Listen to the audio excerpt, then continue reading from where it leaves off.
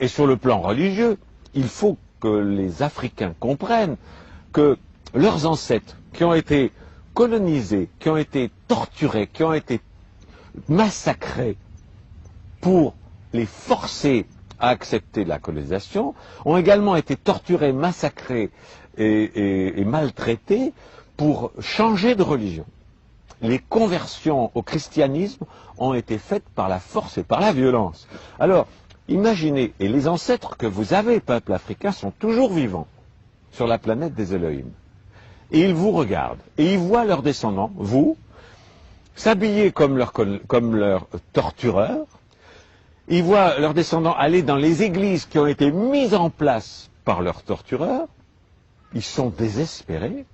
Si vous voulez retrouver la vérité qui est le culte de vos ancêtres, débaptisez-vous, apostasiez de la religion des colonisateurs, jetez les vêtements des colonisateurs, retrouvez les vêtements africains, retrouvez la culture africaine, retrouvez les religions d'avant la colonisation. Alors là, vos ancêtres vont vous regarder en étant fiers et en disant, tiens, finalement, nos descendants sont finalement indépendants. Pour l'instant, vous ne l'êtes pas. C'est des blagues.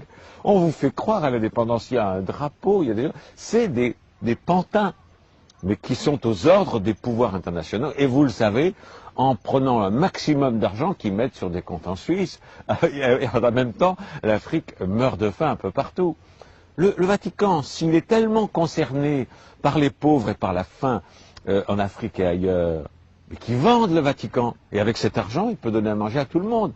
Parce que la religion chrétienne dont on vous vante les mérites et avec laquelle on vous a colonisé, a toujours dit, la pauvreté c'est beau, n'avoir rien c'est beau. Ok, faites-le vous-même. Que le pape vende tout le Vatican, c'est une ville. Et avec l'argent, il y a de quoi nourrir tous les Africains pendant plus d'un siècle. Non, ils restent dans le luxe, mais dans les églises africaines, on continue de prêcher la pauvreté, l'humilité.